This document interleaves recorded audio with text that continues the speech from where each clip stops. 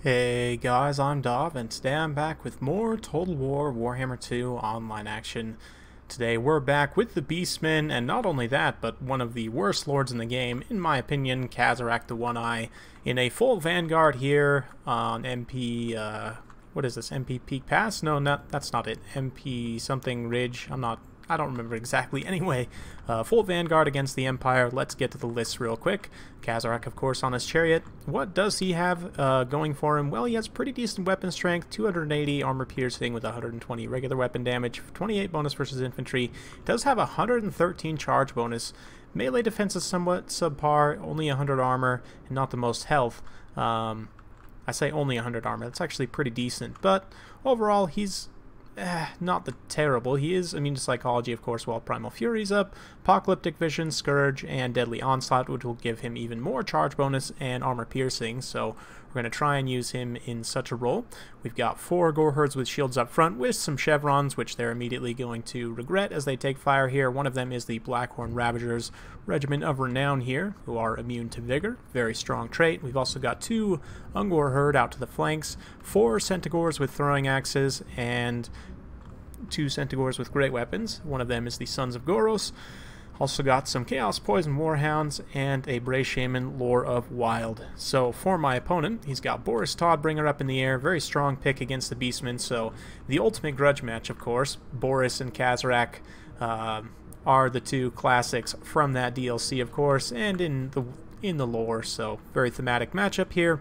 We've got great swords and spearmen in the front line, couple of handgunners, the Hammer of Witches, a Bright Wizard with, let's see, pretty much everything except Fireball. Very interesting. We've got a couple Demigryph Knights with halberds, and that's pretty much it. So without further ado, let's get the battle into full gear. You can see we're going to be doing a bit of skirmishing with these Demigryph Knights, obviously, as they chase away my Centaurs here. They're going to take some damage. Even just 1 or 2 volleys here from those axes should do some pretty solid damage there.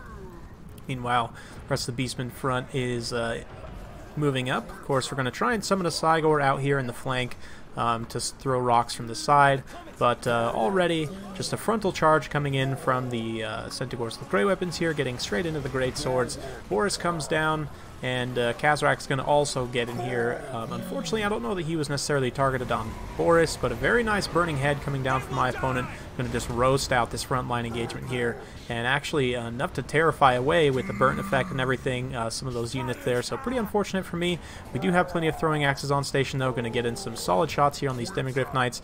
Handgunners, unfortunately, a little bit too close here. Needs to pull them back a little bit more for them to get an open line of fire. We're going to pull back a little bit. Again, the Beastmen trying to play the long game here. We don't necessarily want to just sacrifice everything right away. So Khazrak going to pull back here, and we're going to see if we can catch Boris in a little bit of a trap, maybe with these Centaurs with great weapons, the Hounds, and some other things. We can kind of catch him out in this backline area while my opponent kind of reforms his front line. We do have the Goreherds with shields and Ungor doing quite well on this side, who are still fighting, of course, occupying my opponent there, and these other Goreherds rather, routing off here now as well. But yeah, Boris does come down to try and get Khazrak. This is obviously a smart play, as the Beastmen, you need to take out their leadership very quickly.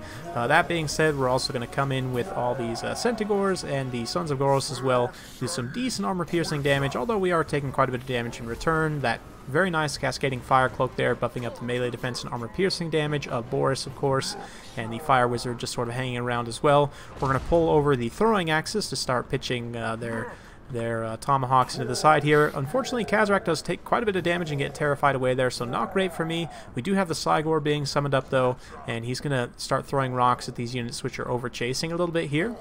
And we've also got these Ungor Herd regrouped and sort of pressuring these gunners and so on. Over on this side, the Goreherds with shields and Ungors actually holding out quite well despite overwhelming odds. Boris is able to get back up into the air there, but he has taken quite a bit of damage, and Khazrak and the other forces in the back have rallied. The Hounds still being kept in reserve, I'm going to call it. I totally did not forget them, totally. But anyway, another really nice burning head going to go down here and roast out those Ungors and Gors, who are otherwise doing quite well out on that flank. Balance power still pretty even, though, all things considered, there's a lot of Centaurs with throwing axes still on the field here. We're going to pretty much shut off these Demigryph Knights. Of course, the Cygor also counts for quite a bit on the balance of power. He's been raining in rocks there. Ooh, a little bit of a miss there, unfortunately. But he should be able to connect some shots. So far, only 5 kills, but still.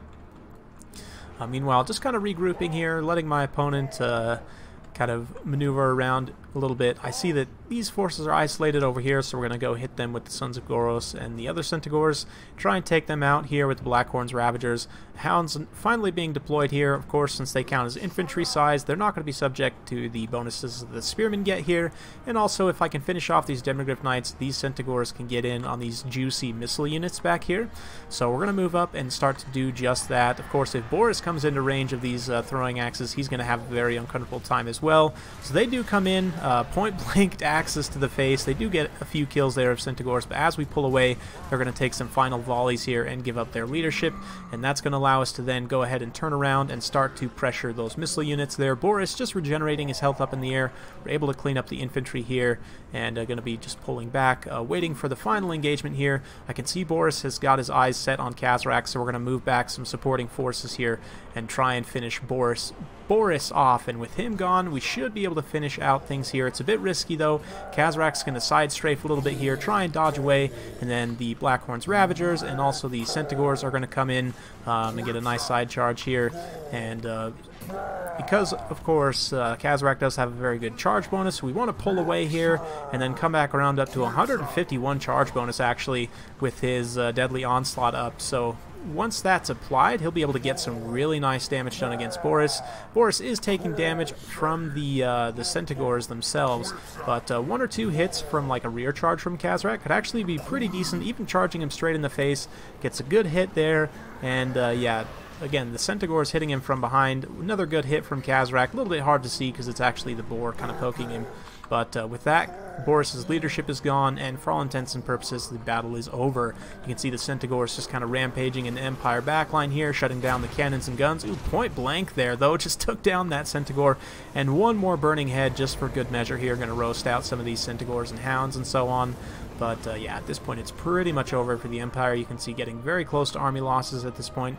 Only really this force that just finished off the summoned Cygor there, still holding out their leadership, but once the Shaman approaches, they're going to pretty much be gone. So well played to my opponent. Hope you guys enjoyed watching that one. Khazrak, you know, the all Vanguard thing is fun.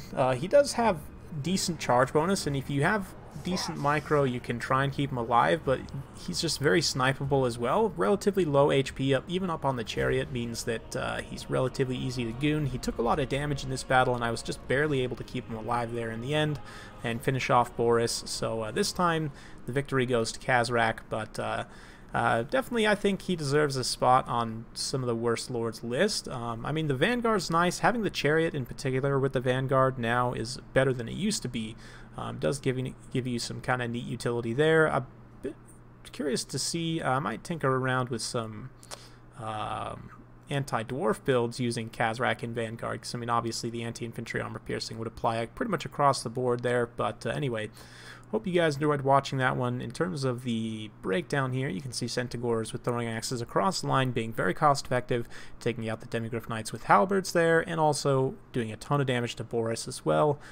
Centaurs with great weapons did finish off quite a few great swords, and then also doing a bunch of damage to Boris. The Gore Herd front line, honestly, didn't do that great. One of them, 51 kills, is not too bad, but these guys are more just there to kind of be a show of force, so maybe I would honestly cut these guys down just to bring more numbers of like Gore Herd and stuff.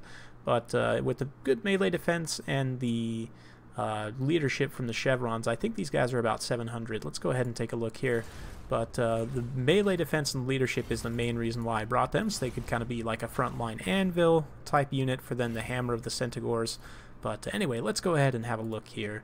So Gore Herds with shields up to, yeah, about 700. They have 43 melee defense, which is actually pretty decent. 68 leadership, not too bad. Only 15 armor still, but that 43 melee defense is pretty good. And it means that they'll kind of hold for a little bit longer than other frontline units for the Beastmen, and that's kind of the reason I brought them in that situation. But anyway, fun battle. Hope you guys enjoyed watching. If you do like this sort of content, be sure to like, subscribe, hit that bell notification button. Appreciate all you guys showing your support for the Ever Chosen Invitational. It's been a big honor to be invited by Creative Assembly to be part of the tournament. As a longtime fan of the series, you know, I'm to have my name up there, you know, on the official site and everything. It's awesome to see, at least my channel brand name, that is. Anyway, hope you guys enjoyed watching. We'll see you next time.